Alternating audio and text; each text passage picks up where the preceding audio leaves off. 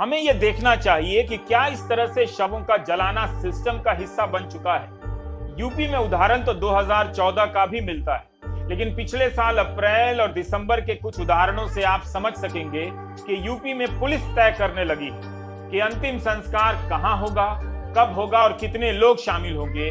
तालाबंदी की शर्तों के लागू होने से बहुत पहले से पुलिस यूपी में यह काम कर रही है। और जस्टिस फॉर रिया गैंग तक वाले, चर्सियों के सपोर्टर तक वाले, उनमें सन्नाटा छा गया। लोग मास्क नहीं पहन रहे, क्या जुर्माना ही एकमात्र रास्ता है? बहुत से लोग गरीबी के कारण भी मास्क नहीं पहन सकते होंगे। अच्छे विशेषज्ञ तो कहते हैं कि N95 मास्क सबसे कारगर है। क्या सरकार उसे नहीं दे सकती? क्या कोई गरीब N95 मास्क खरीद सकता है? जो मास्क पहन रहा है उसकी क्वालिटी क्या है, लेकिन नहीं पहना है तो जुर्माना। देशवासियों, हाथरस में षड्यंत्र करने वालों का सच देश के सामने आ गया है। सबको पता है तक ने क्या किया। अब तक का षड्यंत्र के बारे में मैं बताऊंगा आपको दोस्तों। बाग का धरना 24 मार्च को हट गया। 7 अक्टूबर को सुप्रीम कोर्ट का फैसला आया है, जबकि इस धरने को हटाने के लिए दिल्ली हाई कोर्ट और सुप्रीम कोर्ट में याचिकाएं जनवरी फरवरी के महीने में ही दी जा चुकी थी।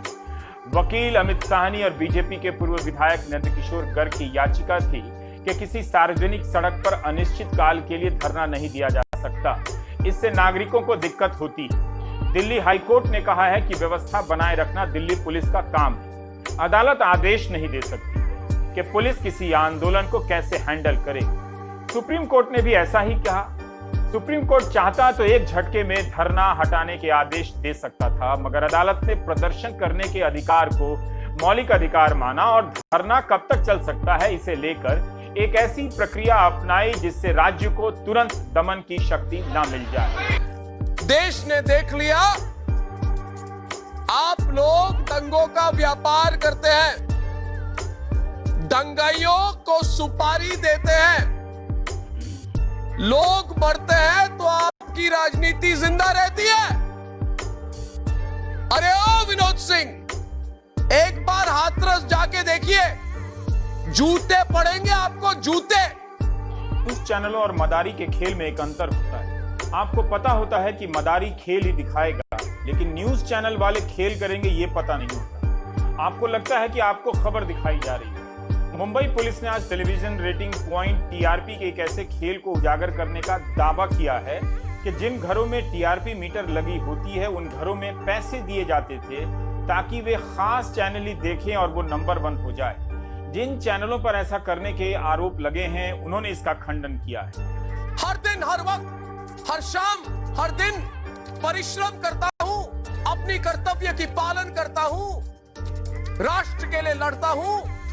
सरफरोशी की तमन्ना अब हमारे दिल में है, देखना है जोर कितना कातिल बाजुए दिल में। इतना भयावह है कि अनेक चैनल होते हुए भी कंटेंट सबका एक।